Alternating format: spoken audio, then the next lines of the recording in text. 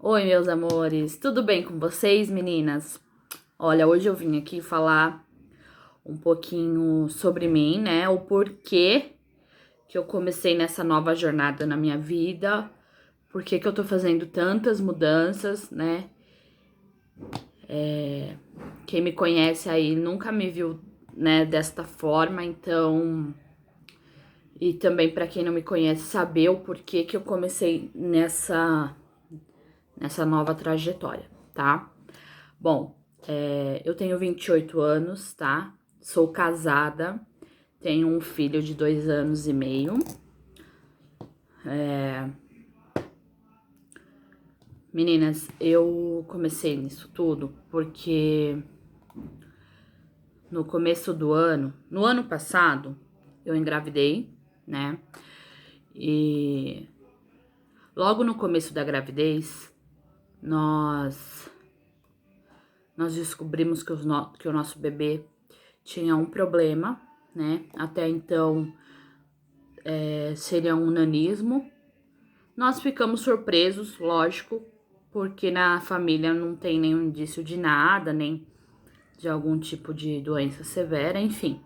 Ficamos surpresos, mas levamos numa boa, porque hoje uma pessoa com nanismo, né, sendo anão, ela vive uma vida tranquila, normal, que tem bastante recurso pra tudo, né? Tudo bem.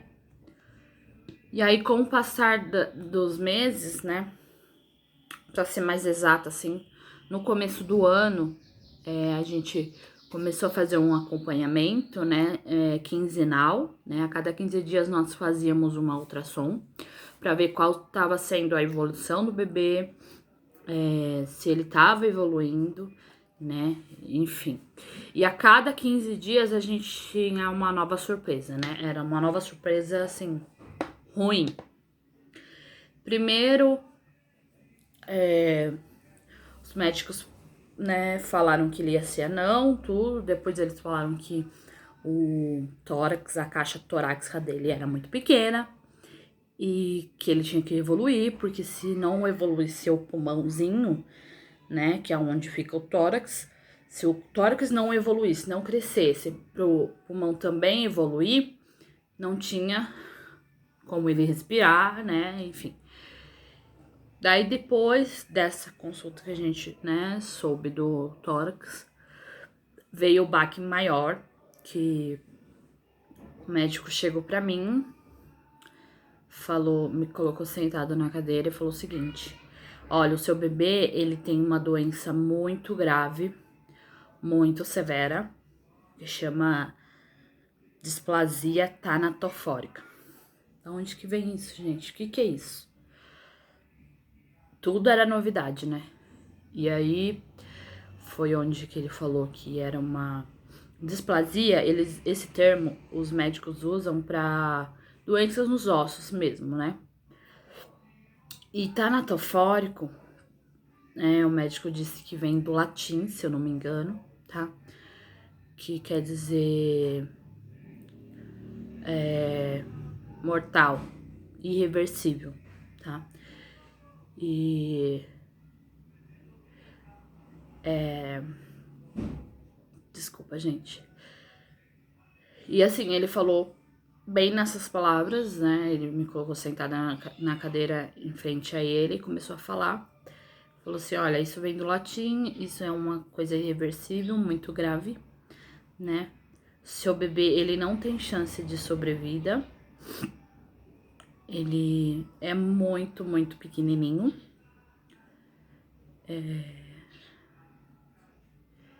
E assim, o que eu posso te dizer por enquanto é isso, tá?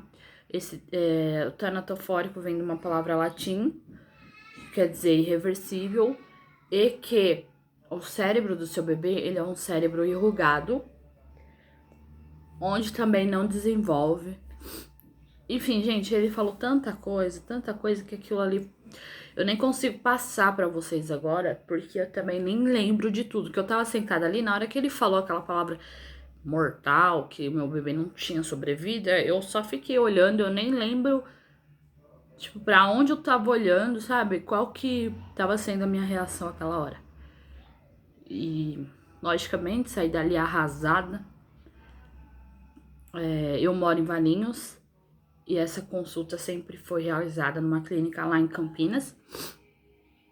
Eu vim de lá até aqui, dirigindo, não é muito longe, né? Pra quem conhece, aí é o quê? Uns 20 quilômetros no máximo. Mas aquilo ali, eu vim chorando o caminho todo, eu vim embora arrasada.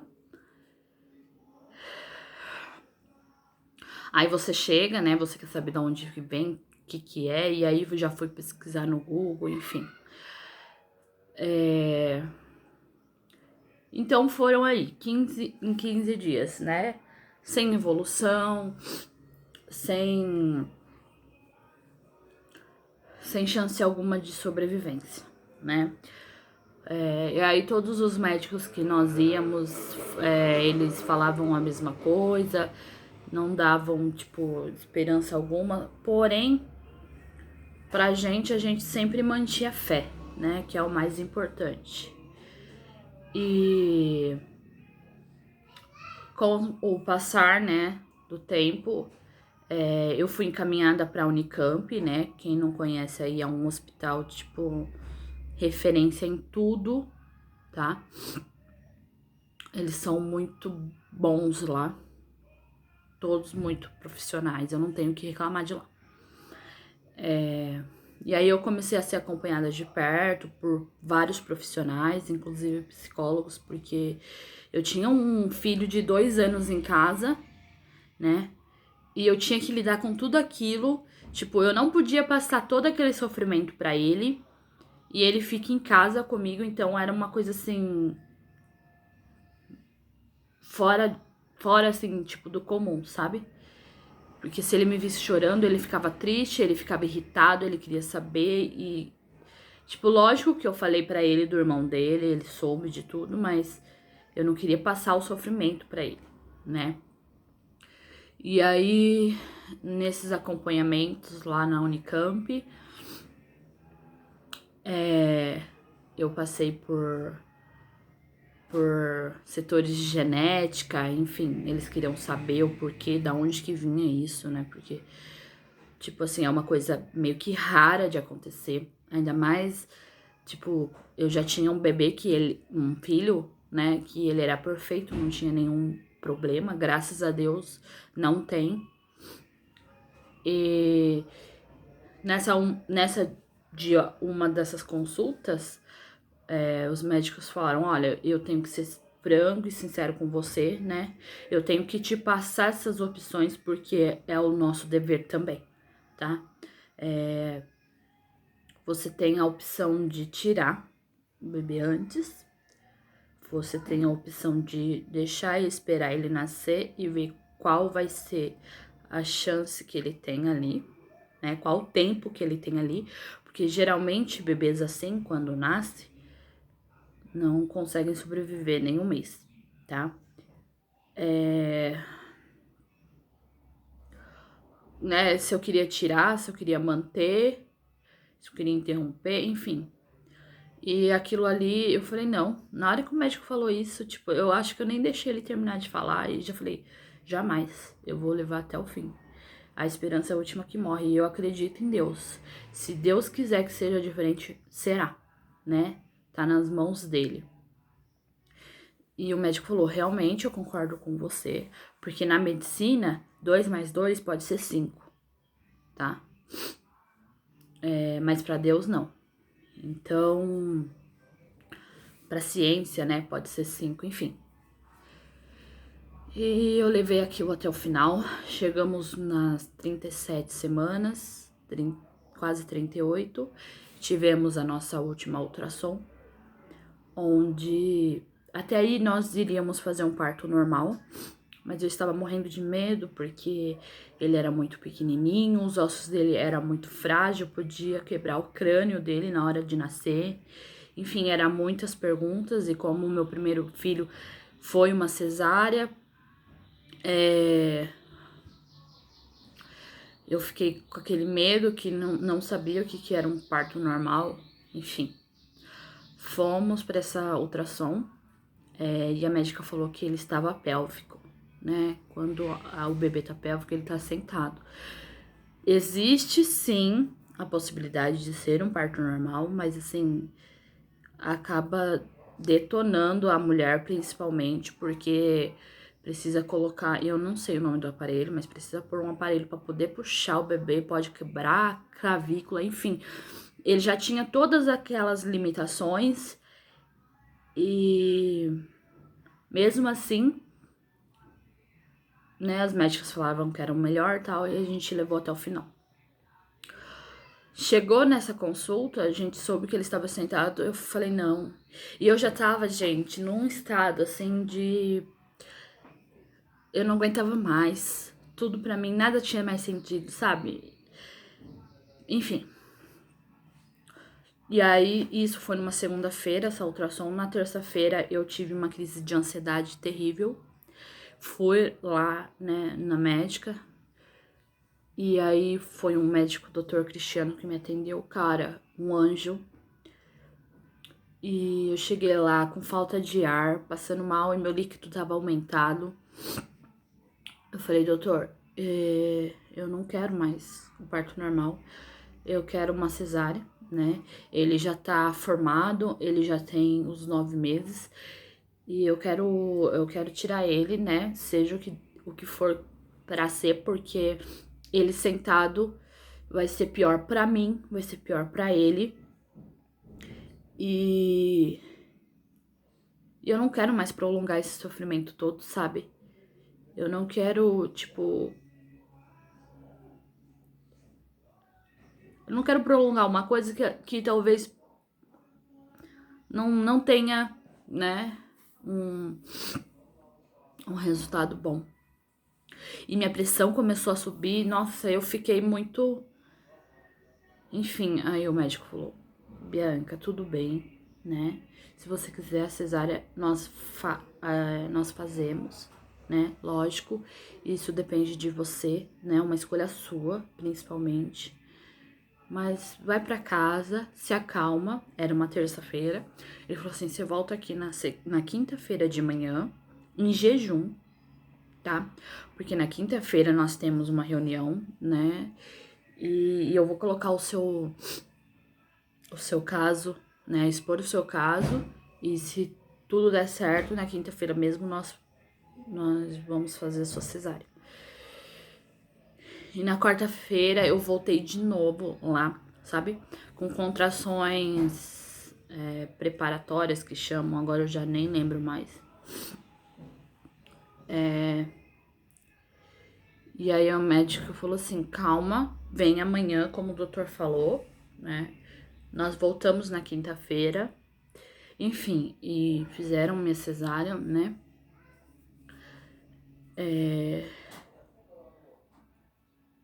Quando o Rafa, o nome dele é Rafael, né? Era um menino. Quando o Rafa nasceu, ele não chorou. E a médica pediatra, né, do perinatal que fala, me falou quando ele nascesse, se ela ia ver qual era, como ele ia nascer, né, como ele estava. Se ele nascesse muito cansadinho, né, muito mal, ela ia levá-lo para uma outra sala, pôr um pouquinho ele no oxigênio, para poder ajudar ele na respiração. E que depois ela ia trazer ele pra mim, pra poder ver ele, tudo. Falei, tá ok. Aí ele nasceu, ele não chorou, né? E ela já levou ele pra outra sala. E veio até mim, meu esposo, né? E falou que, assim, ele tava bem cansadinho. E se a gente queria. E se meu esposo queria esperar pra ver ele depois só comigo, ou se ele já queria ver. Eu falei, não, ele vai agora.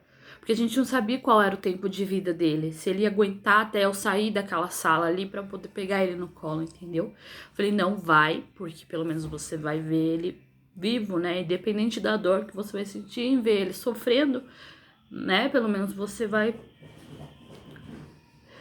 Enfim, o Wendel foi, né? E eu fiquei ali e terminaram, né, de fechar os pontos, tudo. Ela veio e falou assim, Bianca, agora vão te levar para uma outra sala, onde vão fazer o batizado dele, porque eu já tinha preparado tudo, gente, pro padre poder ir lá e batizar, sabe? E aí, assim, correu meio que tudo dentro do planejado, né? Depois eu fui para outra sala, veio meus primos, que foram os padrinhos dele. E aí a gente conseguiu batizar tudo, sabe? Ele nasceu, era 6:30 da tarde. E aí lá, quando o bebê nasce, né, num estado crítico assim, eles nem colocam no aparelho porque eles sabem que aquilo vai prolongar, né? Vai dar uma sobrevida para ele que tipo, vai prolongar o sofrimento dos dois, né? Da família e do bebê. Então, eles nem colocaram e me perguntaram, Bianca, você vai querer ficar com ele no quarto, né? Você tem opção. Se você não se sentir bem, não quiser que ele fique com você, né? Não se sentir confortável, a gente vai levar ele pra lá. Mas isso não vai amenizar o sofrimento dele, isso não vai prolongar a vida dele, né? O que a gente pode fazer é dar um remedinho só pra acalmar a respiração dele, pra ele poder, sabe, ficar mais tranquilinho, sem cansar muito. E eu falei, não, jamais, ele vai ficar comigo, independente do tempo que ele tenha. E aí foi onde a gente foi pro quarto, tudo. Eu fiquei lá com ele. E tinha hora que ele parava de respirar, gente. E eu não sei quanto tempo, assim, ele ficava sem respirar, mas aquilo pra mim era, tipo, era muito tempo, sabe? E eu ficava desesperada, aí eu pegava assim, né, no corpinho dele, falava, Rafa, filho, mamãe tá aqui, né? Volta a respirar, filho, né? A mamãe tá aqui com você e tal. E aí passava um tempo, ele voltava. E aí eu percebi que ele começou a ficar muito cansadinho, muito geladinho. E eu falei, doutor, ele tá com frio, ele tá muito gelado. Aí ela tirou, ele nem colocou roupinha, gente. Ele ficou só numa manta enrolada e eu coloquei do hospital. Aí depois eu coloquei uma outra que eu tinha feito a malinha dele, sabe? Pra levar, porque... E aí ela tirou toda a mantinha dele, né? E colocou ele sobre o meu corpo pra ficar corpo a corpo, né? Pra aquecer mais ele, aí ele ficou mais quentinho, mais aconchegante. E quando foi 1:30 da manhã, ele foi muito calminho, sabe? Ele ficou muito calmo.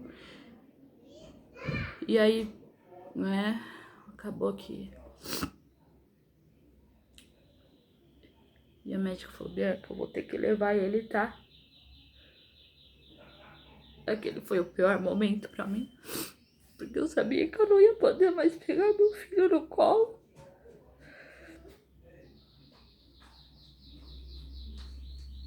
Então, dali pra cá, gente, hoje ele nasceu no dia 11, no dia 12 de março, tá? Nós estamos em agosto, dia 21, 22, 23 de agosto. Ai, eu tô perdida aqui no tempo.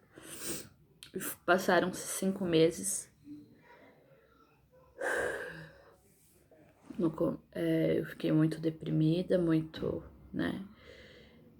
Mas desde o Dia das Mães eu comecei a ver, sabe, que eu tinha que mudar, que eu tinha que me reerguer, que eu tinha que olhar pra frente, porque independente de qualquer coisa, o mundo não para de girar. Tipo, ele não vai girar em volta de você, sabe? E, cara, eu não era a primeira e nem a última a tá passando por aquilo.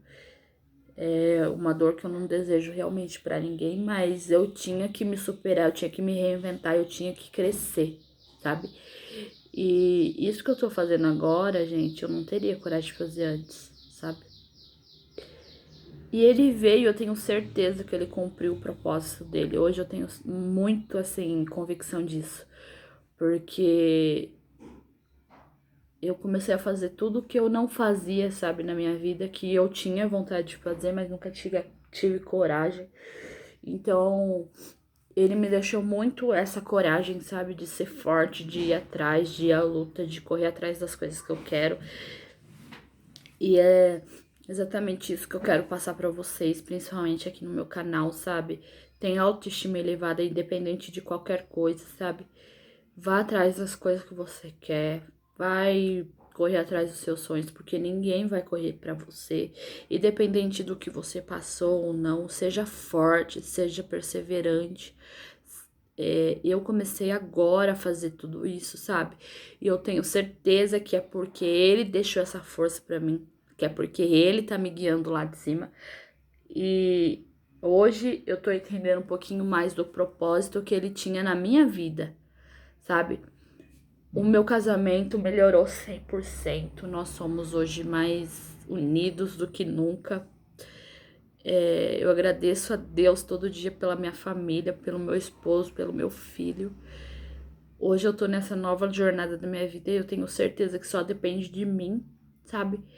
E é isso que eu tô fazendo. Eu quero deixar isso pra todas as mulheres, gente. Vão atrás dos seus sonhos. Se você acha que é impossível, comece a fazer, sabe? Comece a ir atrás que tudo se torna possível. Eu sou prova disso. Eu creio muito que, lógico, a gente precisa, às vezes, uma palavra de um ombro amigo, de chorar, de se permitir sofrer. Mas eu acredito que para você se reerguer só depende de você. Ninguém vai fazer por você. O que tem que ser você que vai fazer, entendeu? É igual a dor que eu passei, que eu passo, porque eu não vou falar pra vocês que eu esqueci ou que eu vou esquecer um dia na minha vida. Nunca, porque foi uma fase da minha vida que me transformou, me fez mudar meus pensamentos, meu modo de agir. A minha família mesmo me fala que antes do Rafa eu era uma pessoa, hoje eu sou outra, sabe? Totalmente transformada, totalmente espiritualmente, assim, falando, totalmente guerreira, totalmente pra cima.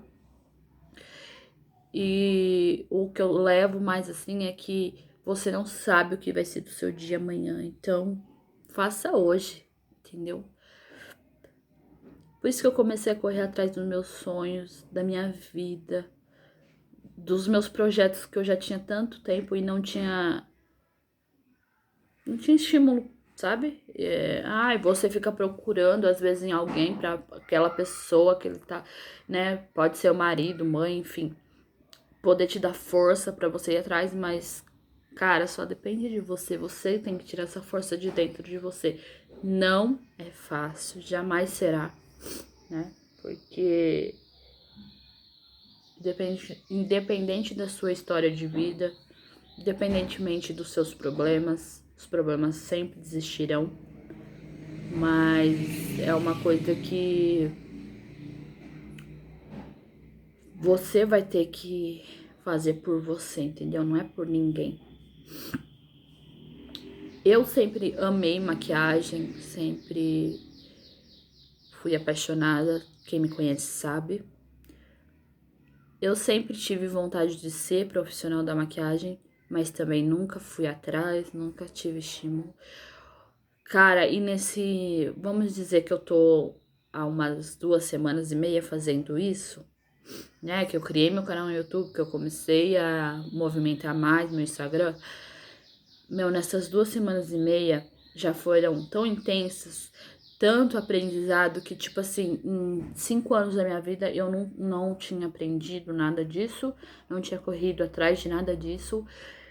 E foram tão produtivas, tão gratificante, porque você vê pessoas que você jamais imaginava que ia te dar a força, que ia te incentivar a fazer o que você tá fazendo, pessoas que você jamais imaginavam, então, desculpa aí, gente. Então lá te dando força, apoiando, incentivando, vai que vai dar certo. Cara, e eu só tenho a agradecer o meu filho por isso, porque ele deixou um ensinamento assim que em 28 anos eu não tinha aprendido, tá? Meninas, era isso que eu queria falar pra vocês. Eu comecei a fazer isso por conta disso, sabe? Pra eu poder me reerguer, mostrar pra eu mesma que eu sou forte, que eu sou capaz, que eu vou conseguir. É isso que eu quero deixar pra vocês. Não deixem ninguém frustrar os seus sonhos. Corram atrás, independente do que seja, independente do que. Independente se você achar que é uma coisa impossível, vá atrás, porque se você não der o primeiro passo, você nunca vai conseguir, tá? Tudo depende do seu primeiro passo. Então, é isso, meninas. Uma ótima semana. Não sei quando vocês vão ver isso, mas que Deus abençoe vocês, a família de vocês, a vida de vocês, tá bom? Corram atrás, não desistam, tá? Deixem aí nos comentários o que vocês, quais é as experiências de vida de vocês, qual que é os medos, as vontades. Deixem aí se vocês gostaram do vídeo, dê um like aí pra mim, tá? Podem compartilhar porque tem muitas pessoas precisando ouvir o que eu tô falando aqui. Tem muitas pessoas que precisam saber que, tipo, elas não estão sozinhas, que Deus está com elas e que só dependem delas, tá bom? Um beijo no coração de vocês, meus amores. Amo vocês e fiquem com Deus, viu? Tchau, tchau.